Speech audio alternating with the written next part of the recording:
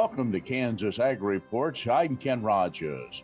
On this week's program, we talk with Assistant State Climatologist Dr. Mary Knapp about the Mesonet system around the state, as well as what we can expect for the summer growing season. We'll also have features from the Kansas Soybean Commission, Kansas Department of Agriculture, and Kansas Grain Sorghum, as well as our updates from Kansas Livestock Association and market information from Pinion, a division of KCoe Isom. Kansas Ag Report brought to you in part by the Kansas Soybean Commission, the Soybean Checkoff, progress powered by Kansas farmers.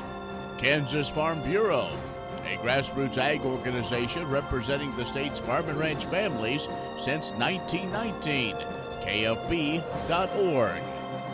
And the Kansas Wheat Commission, lending in the adoption of profitable innovations from wheat, online at kswheat.com.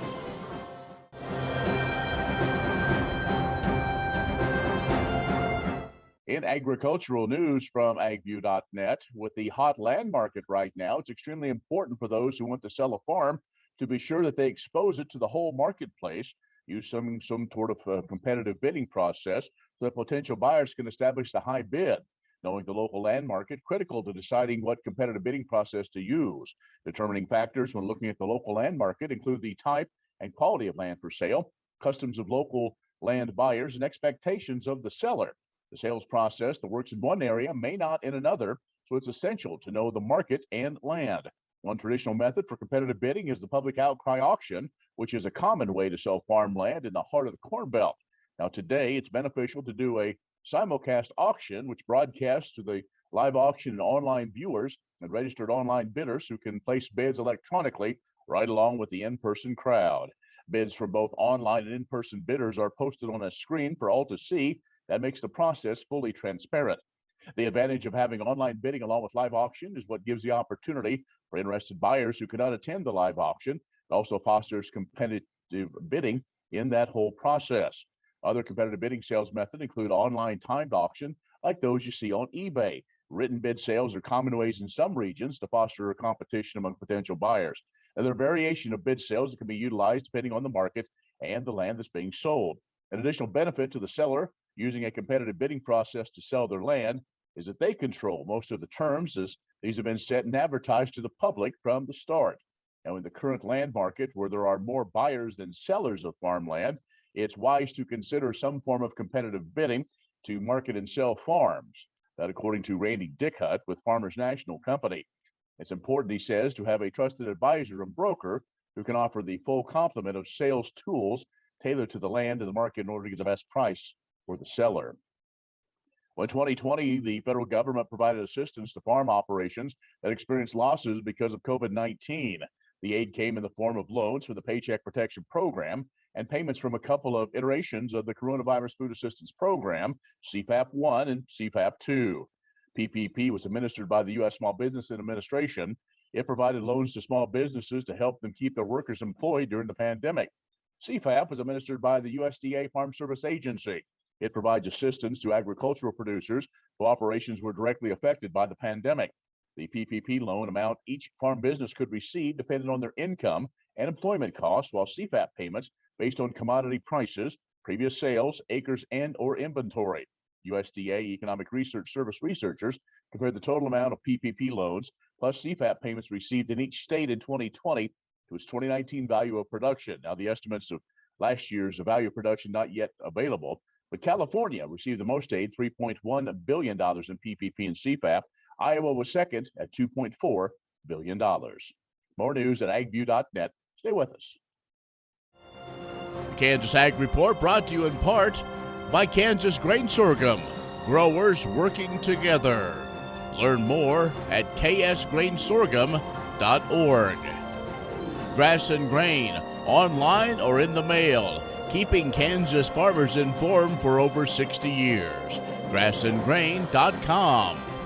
And agview.net, serving the Beef Belt and Western Corn Belt with reliable and relevant agriculture information. agview.net.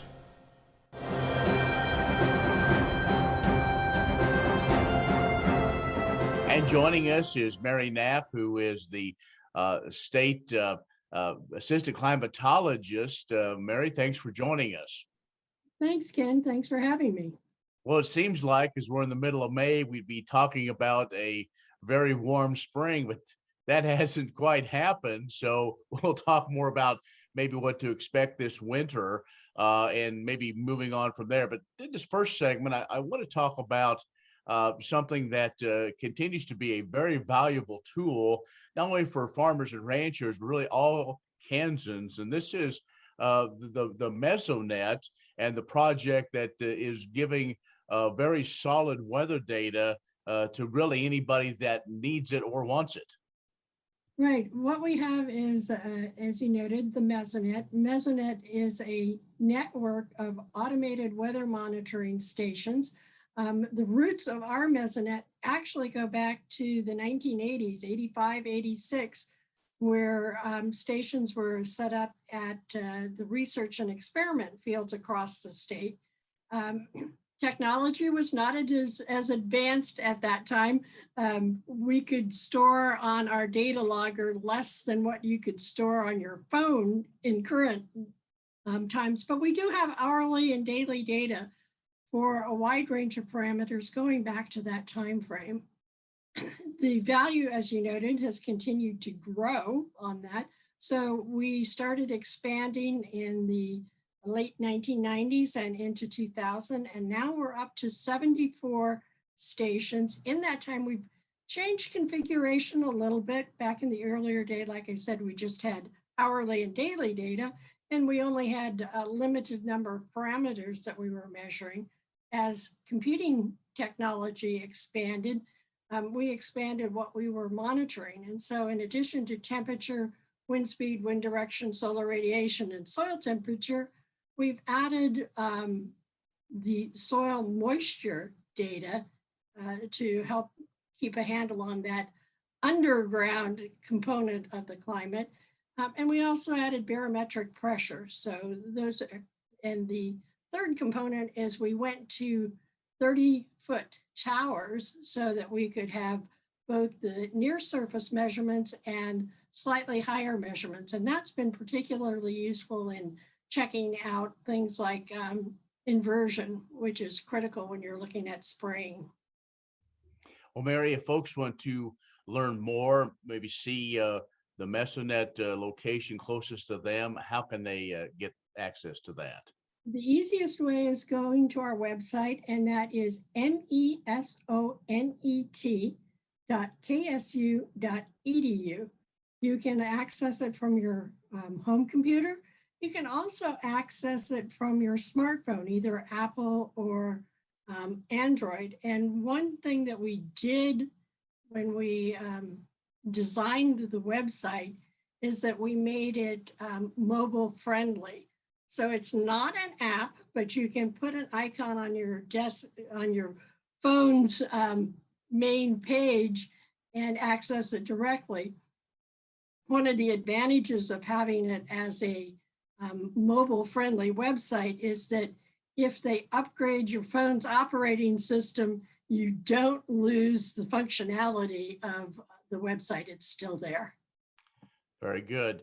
Mary Knapp, who is the assistant state climatologist for Kansas, she's out of Kansas State University, is joining us. Let's take a break. We're going to talk about maybe what to expect and what's going on with this weather. We'll do that when we return. Kansas Ag Report brought to you in part by the Kansas Livestock Association, supporting members' business interests and meeting consumer demands. KLA.org. Oldies Seed Farms, carrying soil-specific seed. Find them on the web at oldiesseed.com. That's OHLDE seed.com. And Kansas Corn, building the future at kansascorn.com.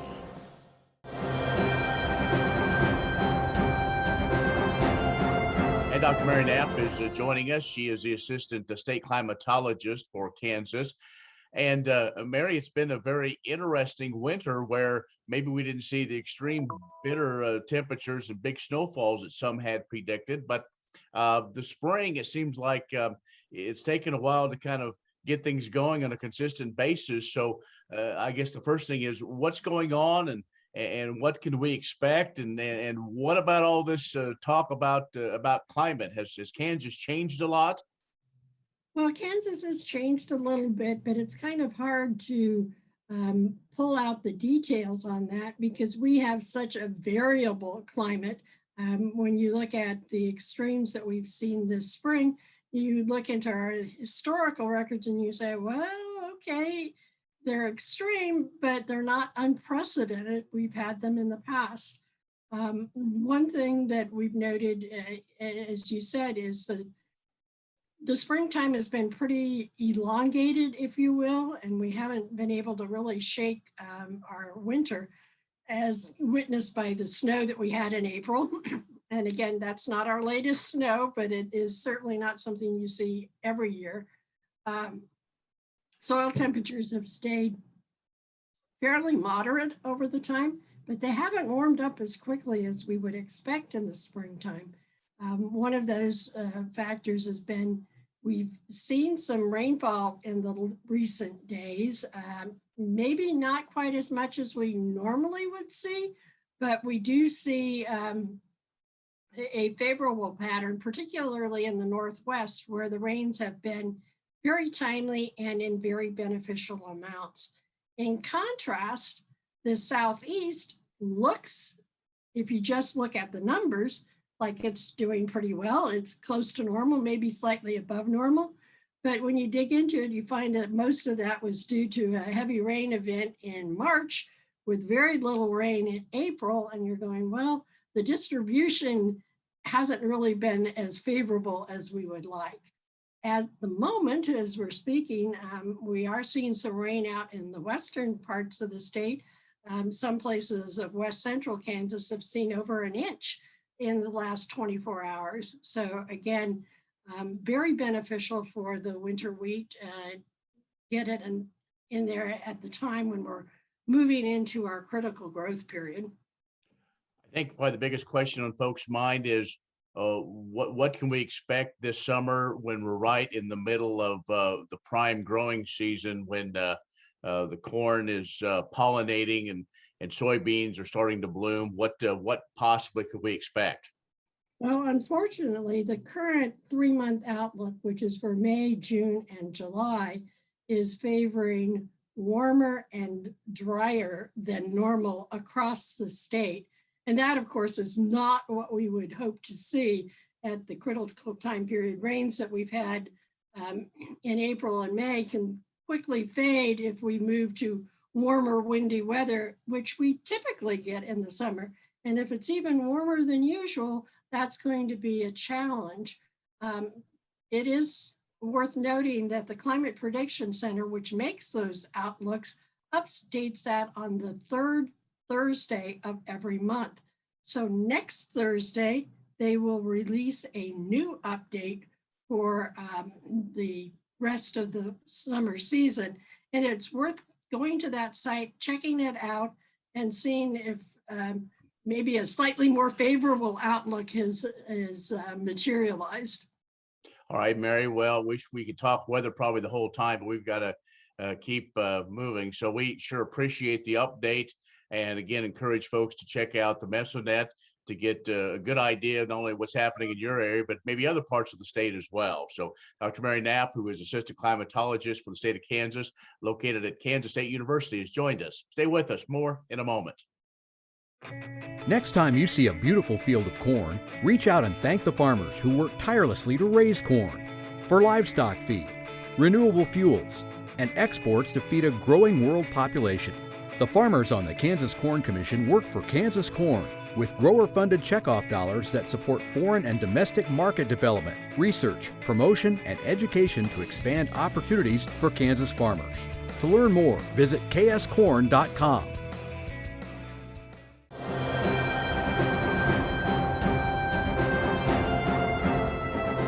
Research has already proven that biodiesel benefits the environment. Now, a study released by Trinity Consultants in partnership with the National Biodiesel Board shows that biodiesel also benefits human health. Using B100 pure biodiesel can decrease cancer risk and asthma attacks, plus it can result in healthcare cost savings. The study occurred in 13 communities where diesel is frequently used, with transportation and home heating oil as the focus. When replacing petroleum-based diesel with biodiesel, the benefits were clear. Researchers concluded the 13 communities would benefit from 340 fewer premature deaths, 46,000 fewer lost workdays, and $3 billion in avoided healthcare costs annually. The study used an air toxic-based health risk assessment to analyze fuel sources and translate the results into risk metrics. The locations were primarily coastal communities with higher density populations and thus higher exposure to petroleum pollution. If you're interested in reading more about this recent study, check out the biodiesel.org news and resources page. What if sustainability were synonymous with U.S. soy?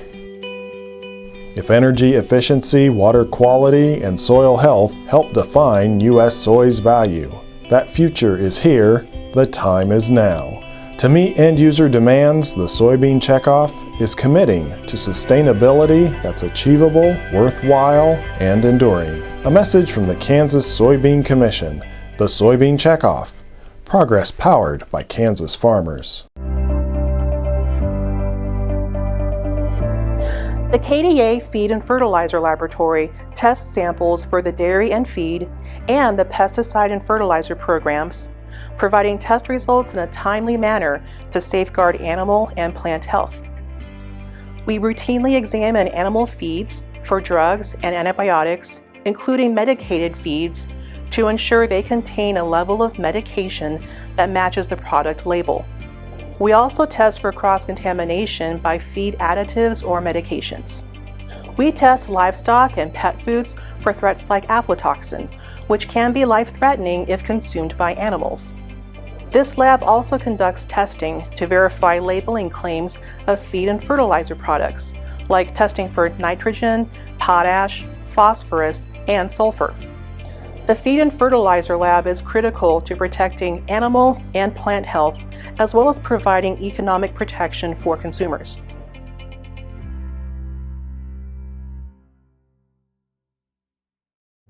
Many seed companies claim to offer the latest genetics, but how many have tested those genetics in soils just like yours? The Oldies Seed Know to Grow research program has fully tested the latest seed genetics in soils that are right in your neighborhood.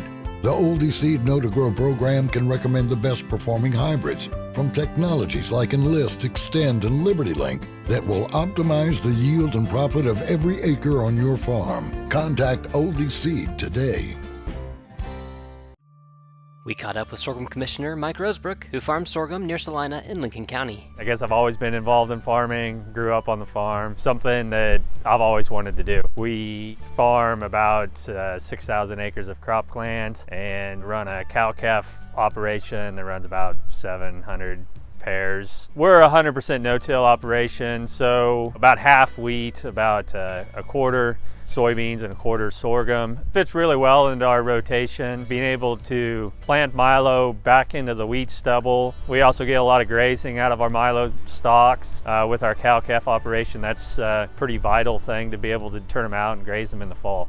Well, the sorghum market the last 12 months has just been off the charts. Through the summer, last summer, basis started really going positive, and it really got positive through the fall. We are leaning very heavily on sorghum this year because of the price. We also asked Mike why local involvement and leadership in the sorghum industry matters. Everybody on the board is a sorghum producer. You have to be actively growing the crop, and so everybody is involved and wants the best for their money. It's not something that somebody somewhere else is deciding where our money's going. It just seems like anytime that you can be on a board, that you get to interact with other people, get a lot of ideas. You really get to stay informed, whether it be local decisions. It's a good thing to do, and it's rewarding as well. Grain sorghum is one of the most important cereal crops worldwide, and Kansas leads the nation in its production. Over the years, sorghum has been either exported, used in animal feed domestically, or for other industrial uses. Recently, its use in the ethanol market has seen tremendous growth, with 30% of domestic sorghum typically going to ethanol production. Kansas Grain Sorghum is committed to sorghum research, market development, and education. Learn more at ksgrainsorghum.org.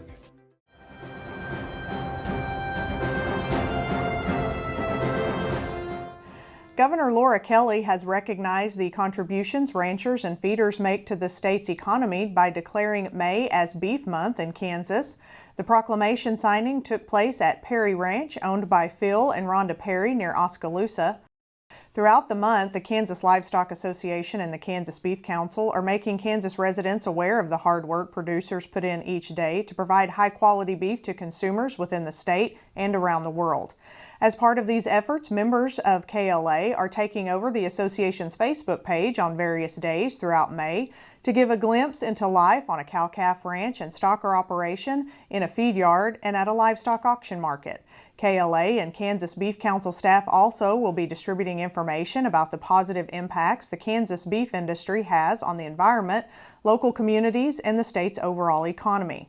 Some of the facts that will be highlighted include how the state ranks nationally in various cattle and beef production categories. For example, Kansas ranks second nationwide in the number of fed cattle marketed with nearly 5 million head, and third nationally with 6.5 million cattle on ranches and in feed yards. Additional information being shared is focused on how cattle upcycle plant forage into human edible protein and how beef fits into a healthy diet. You can follow KLA on Facebook by searching for Kansas Livestock Association and on Twitter at News from KLA. To follow the Kansas Beef Council, search for Kansas Beef on Facebook and Twitter. Premier Farm & Home has what you need to make your lawn the best in the neighborhood. Hi, I'm Ken. We choose Premier Farm & Home for the professional look that we do ourselves. Feel free to stop in. You can also visit our website at heycow.com. Mitch Dewar here with Pinion, a division of KCoe Isom. Over the past few weeks, corn and soybeans have moved to new highs on South American weather, China buying, and concern on our domestic weather. On March 12th, the USDA released their May crop production and supply and demand report. In these times of extreme volatility and high prices we are experiencing, the USDA reports have had everyone on their toes. Old crop ending stocks for corn came at 1.257 billion bushels, which was in line with the analyst estimate of 1.275, and down from the April report of 1.352 billion bushels. This was the first time the USDA released numbers on the 21-22 crop and pegged corn at 1.507 billion bushels. On the soybean side, USDA printed an old crop number of 120 million bushels, which was the same as the April report, and a new crop number of 140 million bushels. Stocks continue to stay tight, and we continue to see soybean prices rise trying to buy acres.